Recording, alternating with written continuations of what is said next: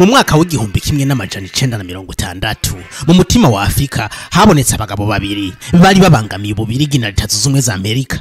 Aba bari Emery Patrice Lumumba muri Republika Iharanira Demokarasi ya Kongo yahoze yitwa Zaire, n'umuganwa Rudoviko Rwagasore mu Burundi. Nubwo Lumumba yarakuze gusumvya Rwagasore, bose bari bahurije ku kintu kimwe, zari nyankamugayo zidatamikwa ijambo. Aba bose bipfuza Afrika yunze ubumwe, Afrika yigenga. Bashaka ko Afrika ibi yabeneyo, hakirukanwa abakoloni bari baragize ibihugu byacu imirima basoroma uko bashaka, hanyuma bene imirima bakayikoramwo ku gahato, maze hagera impembo bagahembwa ikimoko. Aba bagabo babiri bari batandukanye n'abandi kubera ko ntibashobora guhendeshwa kamanyi k'umutsima ngo bagurishe bene wabo. Rero baboneka nk'ikibazo gikomeye ku babirigi n'abanyamerika, babona ko atakindi kiri bukogwe atari kubica. Bahereye kuri Lumumba bamwica nabi kwigenekerezo rya 17/0 umwaka w'igihumbi kimwe n'amajana 961. Ababirigi nubwo bari bivuganye Lumumba, hari uyundi Lumumba wa kabiri bategeza kuzimanganya. Uyu ni Rudoviko Rwagasore, umwana w'umwami Mwambutsa wa kane. Rwagasore yashaka Burundi buhire, igihugu gitemba amata n'ubuki, Uburundi buzira amacakubiri yari yazanywe n'ababirigi. Ariko iyi ndoto yiwe yo kugira Burundi paradizo yazimye kwigenekerezo rya 13 Gitugutu, aho yaraswa n'umunyakiraka Kajorogis. Ababirigi baba bakoze mu jisho Afrika inshuro zibiri, hari mu gihumbi kimwe n'amajana 961. Mu rukurikirane rw'ivyegeranyo vy'intwari zagandaguwe muri Gitugutu, uyu munsi tuza kuvuga ku muganwa Rudoviko Rwagasore. Niki kicatumye ava mu kirimba hari hatekanye agashira ubuzima bwiwe mu kaga mu kugwanya ababirigi, hazi neza ko batazomusiga ari muzima. Ndaguhaye ikaze muri inkuru ya Rwagasore, intwari yaharaniye kwikukira ku Burundi n'abarundi. Niko umugambwe wanje watsinze, ariko nta ntsinzi ndemera ntabonye ku Burundi bwose buri mu mahoro mwihirwe n'amajambere y'ukuri. Turakengurukiye cyane abo bose bashaka kudufasha gukorera Uburundi bwacu. Icyo twemereye igihugu tuzoruhuka tutakigishikirije.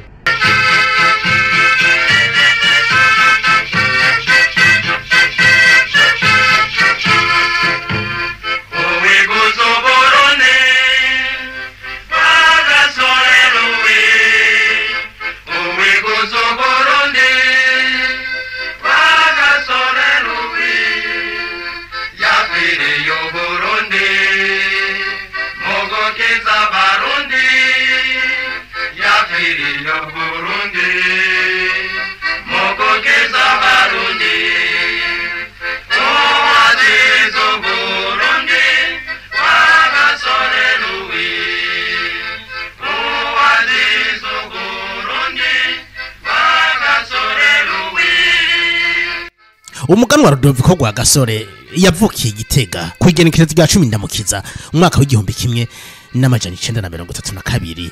Avuka ku mwami Mwambutsa wa kane n'umwami kazi Tereza Kanyonga. Yatanguye ishure mu mwaka w'igihumbi kimwe n'amajana 939 ku ishure ry'intango rya Bukeye. Mu mwaka w'igihumbi kimwe n'amajana 945 yafashe urugendo rumushikana mu gihugu cy'u Rwanda, agiye kwiga muri Groupe Scolaire d'Asrida, aho yiga ibijanye n'intwaro. Ivyigwa byasa nkaho byari vyagenewe abana bava mu nda y'ingoma gusa.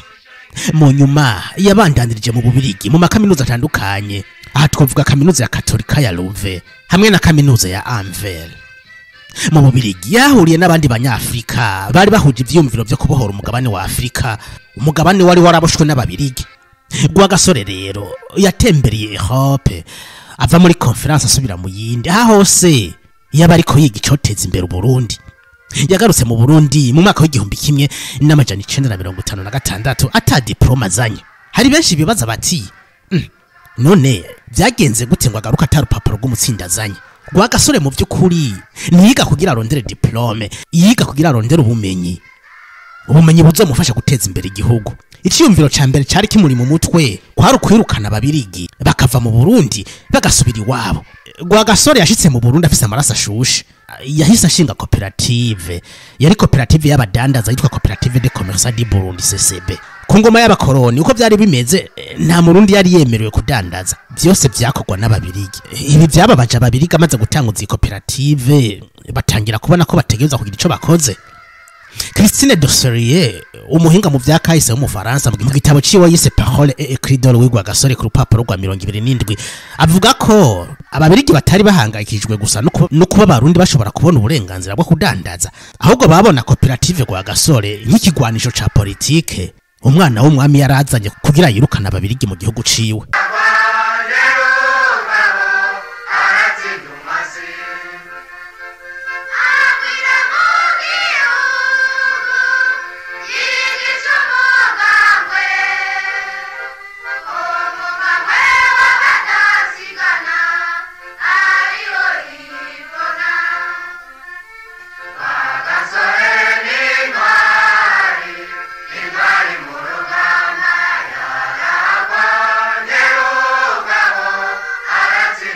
Mubari muri koperative Rwagasore harimwe abarimyi n'aborozi ataco bari batwaye ababirigi ariko kandi harimwe n'abadandaza b'abaswahili n'abamiziruma bari bateye impungenge ababirigi aba bazungu batinyarire ko hampande y'ubudandaji Rwagasore yashobora gukwiragiza mu barundi ivyumviro byo kugwanya ababirigi na cyane cyane ko uyu muganwa yari karamenyekana muri community y'abaswahili na cyane cyane abamiziruma akaba aribo bari abanyamitahe bakuru muri iyi koperative.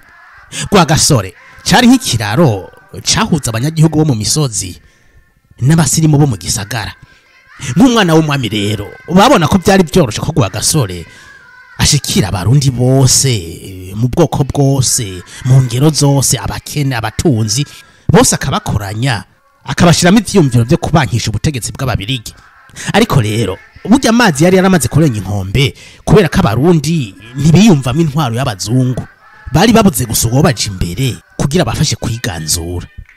Rwagasore rero yarabonetse hakuguma mu kirimba yegereye abanyagihugu abicishije muri koperative Rwagasore bituma ababirigi rero bafata ingingo yo kugaza iyi koperative.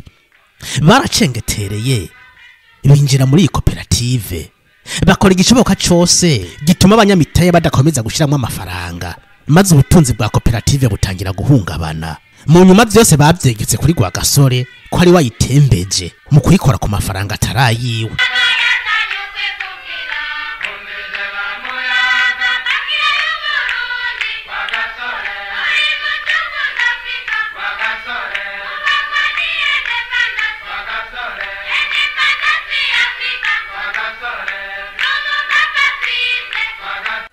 Ariko nubwo koperative itakomeje gutera imbere mu gitabo cha Christine Dosserier aravuga ko icyumviro ca mbere cyo gushinga umugambwe Iprona cyavuye mu banyamuryango ba koperative ndetse inama ya mbere ikaba yabereye mu nyubakwa y'iyi koperative Muramvya.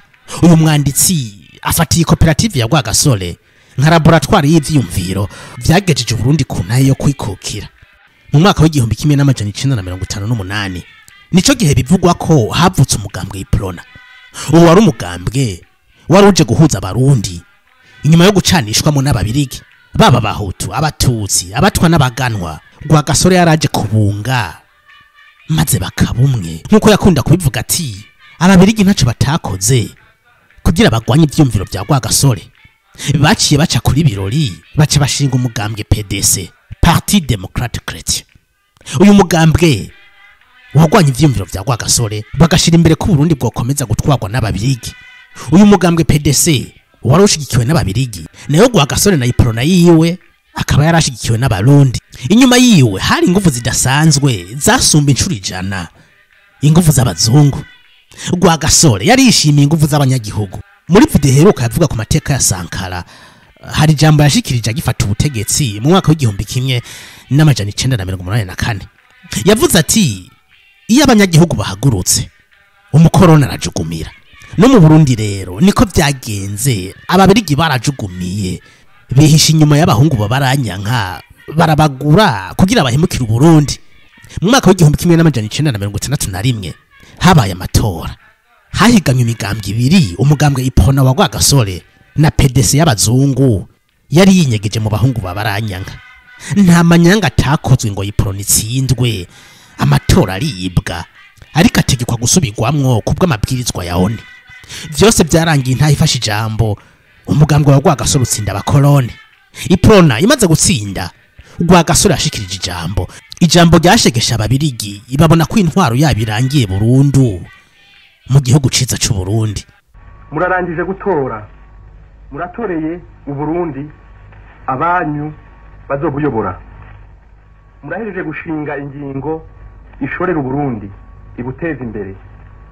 Ivyo byose mwabigiranye ubwitonzi, amahoro n'iteka ryinshi. Iyo abantu bahigiye ku kintu hamana ntaryo uwutsinda n'utsindwa. No mu bya politike nuko nyene. Uyu munsi iprona yatsinze, itsinda kuko mwabishatse, mbere igiye gushinga leta y'u Burundi. Ariko rero muri iryo tora uwatsinze n'uwatsinzwe n'abarundi basangiye intara, bakagira umwami umwe. Naho nyene badasangiye umugambwe, Uburundi burabakeneye bose.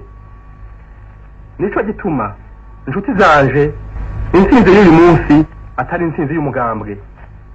Uyu munsi hatsinze amahoro, hatsinze iteka n'itekane ry'u Burundi.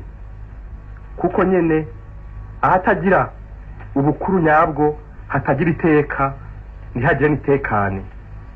Ahatagira ubukuru nyabwo ntihaboneka amajambere. Igitsinze uyu munsi kandi ni demokrasi y'ukuri, demokrasi nk'uko abarundi bayumva kandi bayifuza. Namwe murazi ko ico abarundi bifuza ari ubutungane bw'ukuri. Ubu rero ubutigu burageze ukwihweza ibibazo byerekeye Burundi. Ivyo bibazo murabizi namwe, hari ukongereza itunga ry'igihugu, hari biraba amatongo yanyu, hari biraba uguteza imbere abato bato n'abakene, hari vyerekeye amashuri n'ibindi. Tuzogerageza kwitaba ivyo bibazo byose nk'uko bibereye. Ico nifuza cyane cyane nuko umuntu wese aba muri ubu Burundi yogira ati ashi, maze umutima ugasubira mu nda. Nshaka ko atanumwe yogirwa nabi, nshaka ko leta yoba umuvyeyi ahumuriza bose akabakingira. Nico gituma leta tugiye gushinga itazokwigera igirira imbabazi umuntu azorondera gutera umugumuko mu ntara. Ndasagasagiye cyane inshuti n'abagenzi bayiprona ngo berekane ko twatsinze tubibereye. Namwe badasigana mwese mwakoreye umugambwe, nimugwirize inshuti umugambwe wacu, nimugwane mu nda nabo mwahora muhiganwa, ntimwishime ntimushire isoni. Abategeka umugambwe w'abadasigana bazokwereka abari muri wo kuye mugambwe urondera ubufasoni n'umubano mwiza. Nta na rimwe bazokwemera ko haboneka ishirasoni zityoza iteka ry'u Burundi mu bikorwa no mu majambo. Ibyo kurwanira gutsinda mu itora byarangiye, hasigaye neza ya bose. Nidushishikare rero tuyirondere. Umudasigana rero azoramuka hagaritse umutima abantu bakavantara bari mu Burundi, cabure abo bidasangiye umugambwe azobagiriye nabi cyane u Burundi, kandi n'uguhanwa azohanwa bimwe bishimitse. Nayo imihimbiri, ibisuma n'abambuzi nibamenye ko nibafatwa bazohanwa nyaguhanwa. U Burundi nibwo buhejeje kwitorera. None wumva two kubahuka kubuhemukira mu gukoresha iteka bwaduteye, mu kwihora cabure mu kwishima. Ubukuru twahawe tubwirizwa kubukoresha mu guhumuriza abarundi bose, mu kugwiza urukundo n'amahoro mu gihugu cacu. Abakuru mu mugambwe badasigana barakwiye mbere gusumba abandi gutanga akarorero ku gutekanya igihugu no gukigwizamwo umubano mwiza. Murazi ico twanye turwanira guteza imbere igihugu cacu. Nico gituma umugambwe w'abadasigana utazokwigira wemera urondera kuwutesha iryo teka. Niko umugambwe wanje watsinze, ariko nta ntsinzi ndemera ntabonye ko Burundi bwose buri mu mahoro, mwihirwe n'amajambere y'ukuri. Turakengurukiye cyane abo bose bashaka kudufasha gukorera Burundi bwacu. Ico twemereye igihugu ntituzoruhuka tutakigishikirije.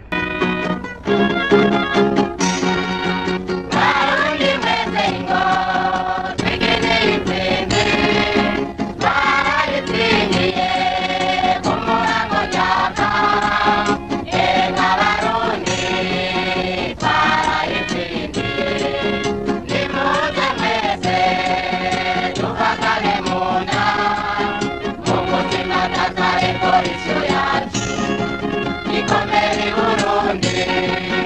intaye yo kwikukira twariko tuyikoza ko biganza, ariko hari ikiguzi byatereza gusaba.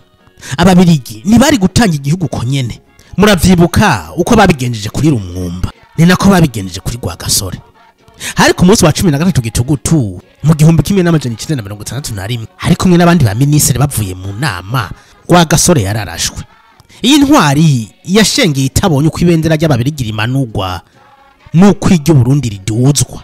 Ivyo yaharaniye yapfuye abigezeko kubera ko kugenekerezo rya mbere mu Kakaro mu mwaka wakurikiye w'1962 Uburundi bwarikukiye.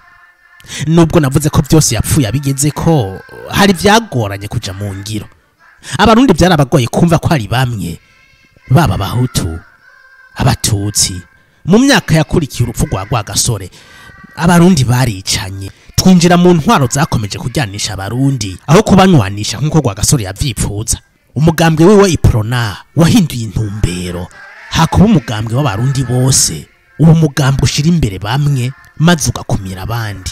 Byasabye imyaka 30 inyuma y'urupfu rwa Rwagasore kugira haboneke iyindi ntwari. Uyundi yarafise ivyumviro nk'ivya Rwagasore. Uyu ni Melchior Ndadaye, nubwo nawe atamaze kabiri kuko ababanzi b'u Burundi baragarutse nawe baramugandagura. Muri uru rukurikirane rw'ivyegeranyo ku ntwari zagandaguwe muri Gitugutu, tuzobagezaho amateka y'intwari Melchior Ndadaye kuko nawe yagandaguwe muri Gitugutu mu mwaka w'1993. Nuko nabivuze mu zindi video, kuno kwezi ntikwereye Abarundi. Ariko ibyabaye byarabaye, gusa igihambaye nuko twozirikana ico bazize ndetse nico bagwanira.